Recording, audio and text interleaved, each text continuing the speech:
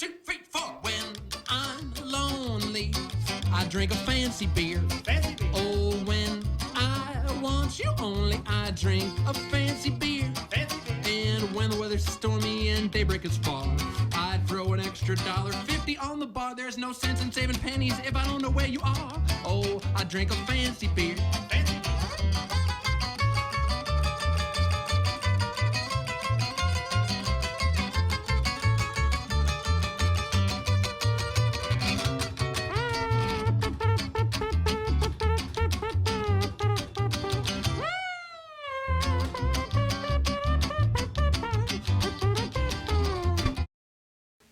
And hello, and welcome to The Beer Show, where we drink and discuss beer. I'm Steve B. It's my drinking buddy and good friend, Eric T.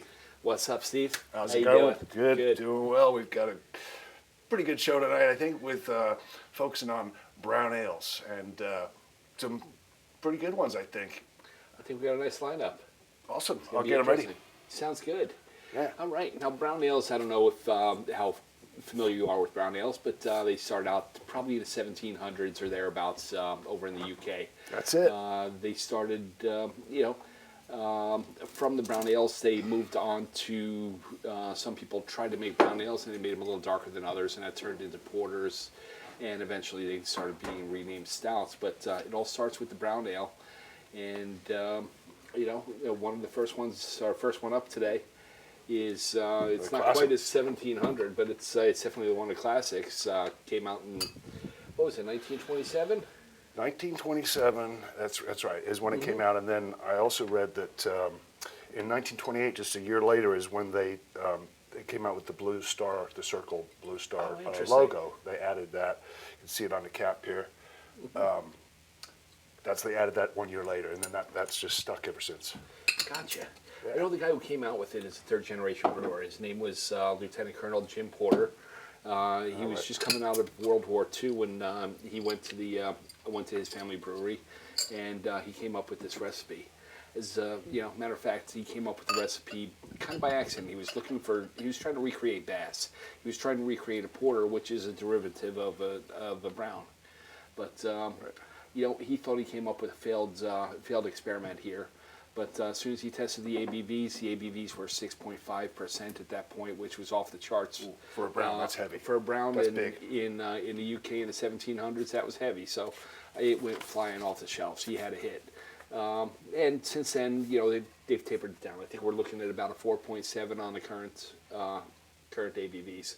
Right, it is. And brown ales in general, they range from 4.2 to 5.2 on the alcohol by volume.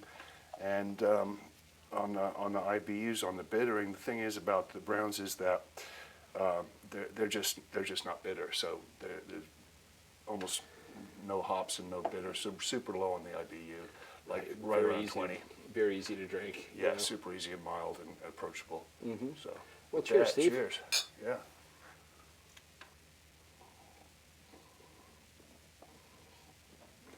Oh, that's nice. It has been a while since I've had a Newcastle Brown Ale, but it's almost a little bit sweet, on the sweet side. Mm-hmm. You get the chocolatey kind of caramel malts coming through. Exactly. No hops, No. almost no. No, it's not quite as chocolatey as a porter or a stout, but Yeah. it's definitely on its way there. It's a good tasting beer. It's I don't know if I'd call it a dessert of beers, but It is slightly know? sweet though. yeah, It's got some slightly sweet characteristics. Also the northern ones, like this one is, tends to be a little bit stronger as well. I see. A little stronger, like you mentioned. They started out up in the 6.0 range, and then they've come down. And then so a little bit different color, a little bit stronger, possibly. But interestingly enough, the World Beer Cup, people at the World Beer Cup, they consider them the same beer. They're in the same. They're Interesting. actually in the same category, and they're very similar in color. So Right. why not? And speaking of color, Let's get the beer light. oh, there it is. All right. So we're looking at a caramel color for sure. We are looking, I don't know. Looking down towards the bottom here, it's obviously a little lighter, but if we pull a happy medium, I mean, there's about a 22, 23 somewhere in that neighborhood. You know, it's a nice chocolatey color, nice caramel color there. You want to take a look at Oh, that? yeah. Yeah. Yeah, 21, 22. Yeah. I'd say. Yeah, no, that's beautiful. Good looking brown. I'm going to crank the light all the way up. There, There you go. Now you can see the bubbles. Yeah, mild carbonation. Not a huge head on it, but yeah, just really easy sipping beer. I mean, to me, I love brown after dinner. You know. Oh, yeah. To me, that's a good way to finish a meal. It is. In fact, this this complements, I think, almost any dish you could think of. Yeah. But I did read one funny one. They were recommending this beer with, of all things, a Caesar salad. Really? So, I mean, Sure. yeah, Why not? anything, right? If you're gonna have a Caesar salad, you might as well have a beer. Yeah, yeah. You certainly can. Yeah, You can afford the calories anyway. Yeah, Yeah. I'm not a big Caesar salad guy, but So a couple other things. So in 2008, this Newcastle was bought by Heineken wow. in 2008 in a partnership deal with Carlsberg. And that's when their operation kind of Interesting. moved from the UK over to the Netherlands. That's right. And then even more recently, as last March, they struck a deal with, Heineken acquired Lagunitas in California, in That's Petaluma. right. And then, since March of last year, Lagunitas is actually brewing Newcastle Brown, which is amazing. So I'm drinking a Lagunitas. Version of a Newcastle Brown Ale, yeah, right? I love it. Yeah, why not? That's great. Yeah, I heard. I had some notes here that at one point in time, Newcastle was the biggest export of all the British beers, and that was in the 1980s, 90s, somewhere in there. And then by the year 2000, they were selling more. They were selling more Newcastles in the United States than they were in the UK, even though they were still selling 100 million bottles in the UK a year. Wow. 100 million, and that was the minority. We were out drinking them, Yeah. so we got that going for us. Yeah. But that's is pretty amazing. impressive. It is impressive. I do like the beer. I'm certainly glad it's still around and you can still get it, because it is kind of an old, like I said, 1700s. It's just an old style classic. It is a basic classic. beer, but it's a very good beer, and like we said, really mild. The thing that gets me is they always used to consider this a working class beer in the UK. I mean, our working class beers don't have this kind of flavor in America, I don't think, or whatever we would consider a working class beer. But Yeah, this is definitely on par with any of the other craft beers that we're drinking. exactly. Yeah, This this has is- way more flavor than what I think of as a working class beer. Yeah, anyway. this isn't just your average go to the gas station, grab a sixer. Yeah. This has a lot more flavor. I do think, though, speaking about flavor, I think that while this beer probably was like over the top in flavor 50 years ago, but now to me it's a little bit thin, only because of all the craft breweries that are making brown ales that are so much True. richer. There are some that thicker. have expanded on the formula. You're Yeah. right. And we're gonna see that in the next beer we have. Yeah, I was going to say this is my first brown of the day, so it's There you go. To me, it's got that nice. It's almost got a porter kind of flavor to it, Yeah. without being a porter. It's Yeah. a little rounder, if you will, in the flavor. Yeah. No, I think you're right. I think porters have more hops and a little bit more bitterness, and that's what really separates the porter from the brown, and also from the porter from the stout, if you will. But this is always, this is kind of, to me, this is like, well, it's like the show we did on Ambers, with just a little bit more chocolatey, nutty, caramelly flavor Exactly. in there than the Ambers Take have. it up another notch. Yeah. So with that said, I mean, I'm going to go with like a 7, like a 7 on this one. 7.2 maybe for me. Yeah, 7. I'm going to give it a little historical value. Give it a 7.5 maybe, but Yeah. there's room for improvement for sure. Okay. But, I mean, considering this, this came out in 1927. That predates any craft beer that we've been drinking by a good 50 years. 50, if not 60 years or Yeah, more. even more. Yeah. So, hats off to Colonel Porter. And a couple of other quick notes before we take a quick commercial break is that this beer is well, when I was growing up, it was always referred to as Nuki. Okay. Nuki was kind of the slang. Now, was this back in the UK or was this in California by that time? Both actually. Oh, okay. Both. I think it's a UK thing. Okay, so But, you um, and your dad probably imported that. Okay. Yeah, but I've actually heard the term used by other people in the States as well. Okay. So Nuki is kind of a slang for it, and then the other one is mostly up north, up near where Newcastle is and where this originated from. The other one is it's up there. It's just referred to as the dog, Really? and the reason being is because it's like the old saying where you have to see a man about a dog. and that's what you're talking about. Yeah, right. Well, we'll leave it at that. Yeah, cheers, Eric. Cheers, Steve. Hey, we'll take a break. We'll come back in just about 1 minute. See you then. Sounds good. Cheers. Cheers. Let me show you something I'll bet you've never seen on television before. This. A glass of beer with practically no foam. No, sir. You always see beer in commercials with about this much foam. That's because every brewer tries to brew beer to look like this, because foam is part of a good glass of beer. Ask any brewmaster, or ask me. I'm a pretty good authority on beer myself. Now, if you've noticed that the foam on Budweiser is pretty special, that's because Budweiser is Beechwood aged, an exclusive process that takes more time, costs more money, but you can taste the difference. Well, here. Taste this.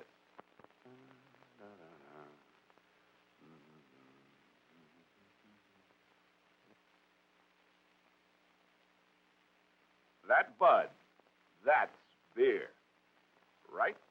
All right, welcome back. I'm Steve B. Eric T. And that was another classic ad. We just like throwing them out there for you guys to check them out. It's kind of fun to look at. But, Yeah, I hadn't seen that one before. That was great. No, certainly haven't. Yeah, it was kind of a nice workaround on being able to taste the beer on TV. Oh, yeah. Here, try it.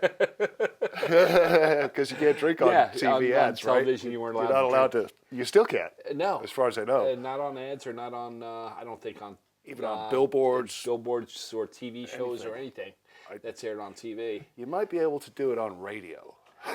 You get by on cable TV too, and maybe YouTube, Vimeo, and that kind of Here's stuff. something you haven't seen on TV before: a beer. But this beer has no head on it. But that's all right, because it ain't no Budweiser. I got the magic beer over here. You want to see it disappear? Well, see, I can't do that because I have to save it for dear viewers Oh, to that's see. right. Yeah, we need the downstage beer. We do, and there it is. There's your downstage beer. So, next up, we're sort of progressing into the better and better, I think. So next one here is from. This is the Lost Coast, right? That's it. Yeah. We're gonna go with the Downtown Brown. Lost Coast is what, out of Petaluma? It's a little further north, Eureka. Eureka, California. Lost Coast has a lot of good beers. I like this brewery. They got a lot of flavor, a lot of character. One thing that always stands out to me, the easy way to find these at your local Safeway, is they got the Picasso-looking labels. You got the. It's a good-looking beer, a good tasting beer. It is kind of a Picasso-looking. It is. label. I mean, they've got a couple of different labels that. Different caricatures and stuff facing in different ways. This one too. Sorry, just want to mention quickly that this is one of the few breweries that's owned by women. A couple of women, I think. Oh, really? Yeah. That's interesting. I know the one we a couple weeks ago on our Amber's Fat Tire. Yeah. The New Belgium. That was started by a boyfriend girlfriend team at the time, but the female side of it seems to be the leader of that company. But I think it's great. yeah, I think it's fantastic. I think more women should be enjoying beer and brewing beer. I'm all for that. Yeah, for sure. So this, once again, is the Downtown Brown from the Lost Coast Brewery up in way up north. Way up in Eureka. That's almost It's almost state line. Yeah, it's close, almost right? Oregon, right? Yeah, it's pretty close, I think. This one's been around a while. Yeah, I've enjoyed this one for a long time. I want to say 87, 97? Oh, I don't go back that far with it, but that's great. Yeah, no, I think so. Yeah, I'd have to double check. We'll fact check that and make sure we let you know what the real date is. But I want to say it was around the 90s. Yeah, it's been around for a long time. I know that. Yeah. Well, cheers. Cheers, mate.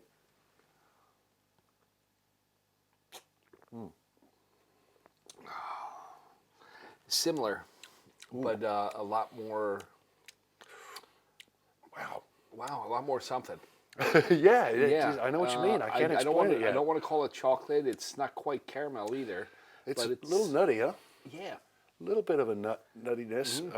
Again, the head is dissipating very fast, but it was a nice, kind of a darker,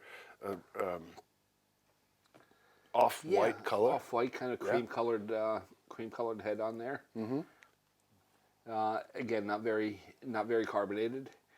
Nope. I love these brown beers. I mean, to me, they're just great dessert beers or great after dinner beers. And again, the browns are typically for between a 4.2 and a 5.2 alcohol by volume. The ABVs are usually about between 12 and 25.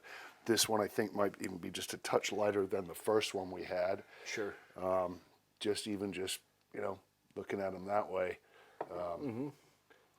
I'd say that's got a couple of points higher on it. Yeah, we can look on at the them this color. way too. Yeah, let's check it. Way more carbonation, huh?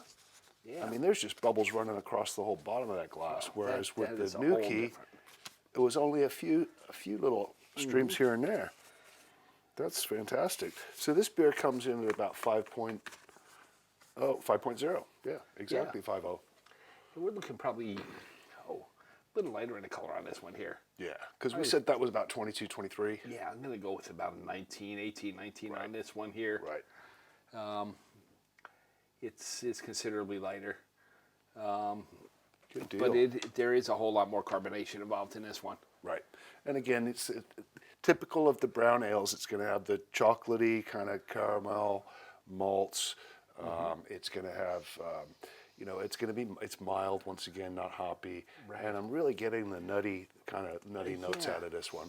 I'm smelling even a little citrus in there too, But I mean, coming from Eureka in the Northwest, Yeah. I mean, it's getting up there, that's, I'm not going to say Cascade hops, but it's getting towards that kind of, watermelon or grapefruit kind of scent in there. Grapefruit, pine cones. But you're right. I think there's a lot of nutty taste. Nut kind of an infused with aroma. chocolate. Yep. And then you can, that it's kind of the nutty. And I think that the next beer, I tell you, is going to be amazing as far as on the nut side of things. Yeah. I think the name We're will say saving it all. But saving the best for last. I promise you that. what do you think? Should we move on to the next one? See what we got? I think so. What are you thinking as far as let's rate it? I guess, and we'll definitely can move on. Yeah. Yeah, let's drop a number on me. Well, I gotta say it's a little more flavorful than the last one. And Yeah. I gave that one about a 7.5, so I gotta go, 8.25 at least on this one. Okay. 8.25, maybe 8.5. I'm gonna go 8.25. I'm gonna save a little room. 8.25, leaving a little room for because I really think that next one's going to be over the top. I'm with you. 8. Give it an 8, 8.2. 8, sure, 8.25. Sure. 8.25 it is. Cheers We'll to go that. with that. Cheers. Yeah, I like that. This is a good beer. I haven't had this one for a while either. And I gotta say too that I'm a big fan of brown ales in general. I mean, that's always kind of been because they're so mild. Like before the big, huge hoppy IPAs came out and got super popular, this was what I was drinking these. I think so too. Yeah. I kind of forget about them for a while. You get sidetracked into your ambers, pale ales, IPAs, whatever you're drinking, and It's easy to it's do. always nice coming back to one of these. Oh, no, you're absolutely right. I think this is a great beer, and I said, oh, because I really wanted to start the show by actually saying a couple of thank yous, because we want to say a big shout out and a thank you to Jen Russo, who wrote this tremendous article in the Maui Time. That was great. Thanks, Jan. Yeah, thanks so much. This was the issue that came out a couple of weeks ago. Well, probably a month ago now by the time you see this show. But let me just, if I can quickly. So we got a little mention on the front page, The Beer Show, which was awesome. And then if you turn to page 15, and I'll just pull it out. Yeah. But here we are. It's what's it In say? all our glory. Two guys in a pub having a pint. You know, Yeah, just in go case you didn't know. So. She gave up the formula to the show, the magic formula. Right. Giving all of his secrets away.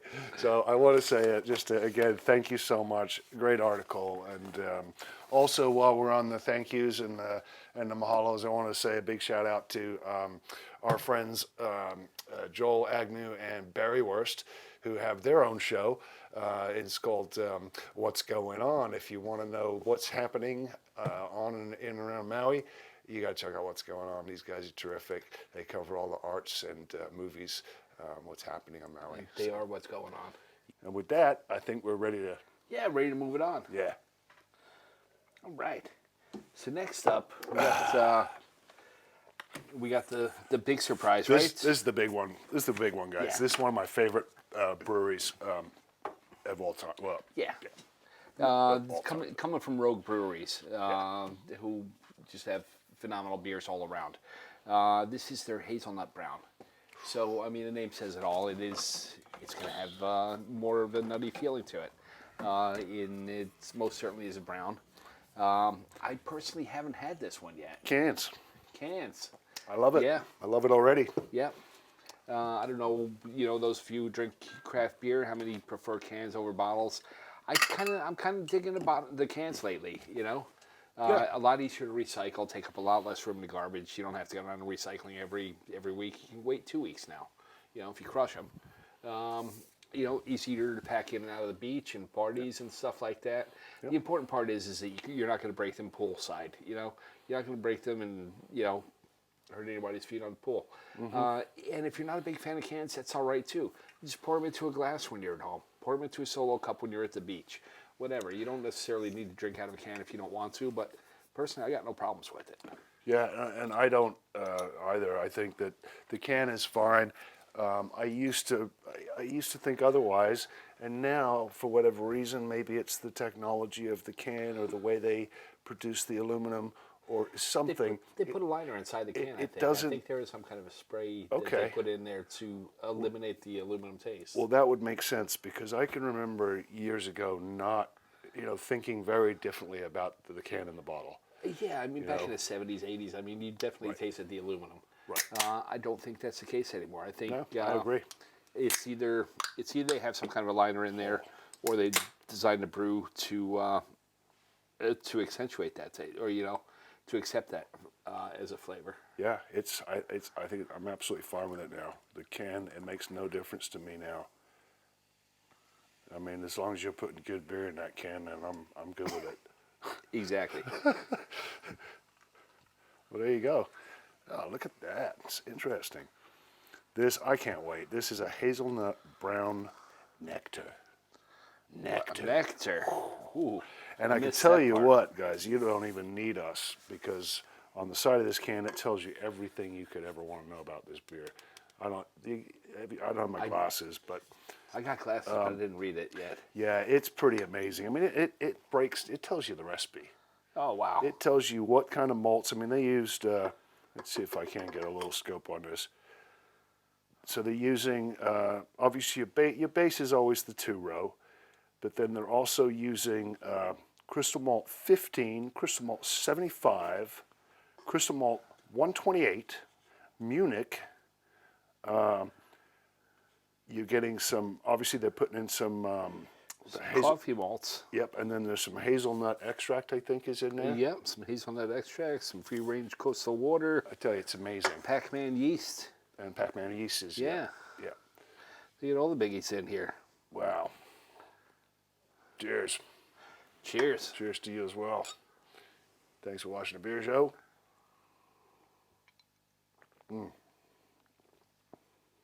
Oh yeah. Wow. Dessert. Next. Dessert I mean, time. that's Wow. I'm done. that steps it up to a new class. That is a phenomenal beer. That is. Yeah, That's not. the other two, there was nothing to complain about. I liked them both. They were really good. Yeah, they are. I would drink them every day. You know, I mean, as an everyday beer, that's fine. Yeah. This one here, wow. Whew, that's a great beer. I mean, just the. Well, initially, you know, you can smell and taste the nut, but then on the finish, you're getting that nuttiness and that little bit of chocolate. But then on the finish, that hazelnut just go boom. Yeah, Just grabs you. exactly. It's like, Exactly. That's a good beer. and very much like the first two, the head dissipates right away. Yep. Yeah, interesting. Yeah, it seems pretty common with all the browns. Seems like characteristic of a brown. Even the Lost Coast. I mean, as Carbonated. carbonated as it was, Sure. it didn't hold its head. But that's Yeah. not necessarily a bad thing. Let's see what we got here. I mean, Right. they're so close. This one might be a little closer to the Lost Coast, but This I don't. one here, I don't know, or I even don't know, we're even gonna lighter. go, Even maybe yeah, a touch maybe a lighter. little lighter. Yeah. You know, by the time you get through to the middle of it, I don't know, it could be. I think the middle is kind of where you really want to be looking too, because you obviously get most intense light down here, and then it fades out. But Sure. so yeah, So I don't someplace in know, the middle. It could be, a 19. Okay. Um, Yeah. I love it.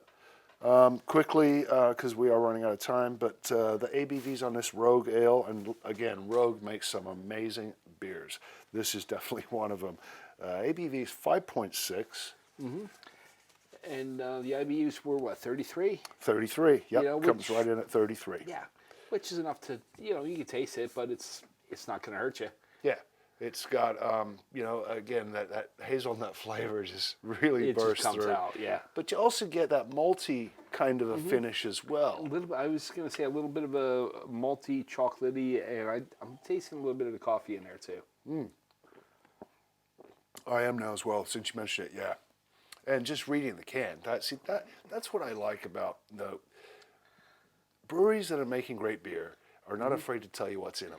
Exactly. And 'cause they could just put it you're not right on gonna- the label. Yeah, nobody's going to steal it because they couldn't make it if they wanted No, to. and this particular beer was a home brewer. This was a home brew that and I'm not sure if the home brewer happened to work at the brewery as well. I think so. I think that is the story. But it was a home brew recipe that people loved it so much, they just went big time with it. And now look, we're getting it even out here That's in fantastic. the islands. So Love it. yeah. And like you said, I love it when they put the more detail on a can or the bottle, the better. Yeah. To me, that brings me back to the old days of going out and buying a new LP. You're reading all the liner notes on an album. Right. It's like the thank yous and what goes into making it and stuff like Right. that. Now when you got CDs and you got some cans and bottles and stuff like that, they're just smaller. No information. It's like, what do you buying? Yeah, exactly. Here you know exactly what's in it. It's almost, they give you the recipe almost. Oh, exactly. Except for quantities, of course. But hey, it's got good, pure ingredients, and it's a great, great beer.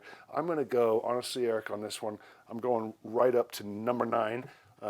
It's a 9 for me out of 10. This thing's a phenomenal beer. Oh yeah, at least a 9. Yeah. 9 and a quarter for me. I mean, Awesome. I'm totally happy with this beer. Yeah, me too. Well, I think that's our show. Unfortunately, the time goes by so fast. But thanks for watching the beer show.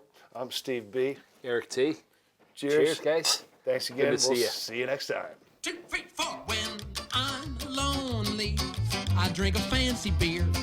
Oh, when I want you only, I drink a fancy beer. And when the weather's stormy and daybreak is far,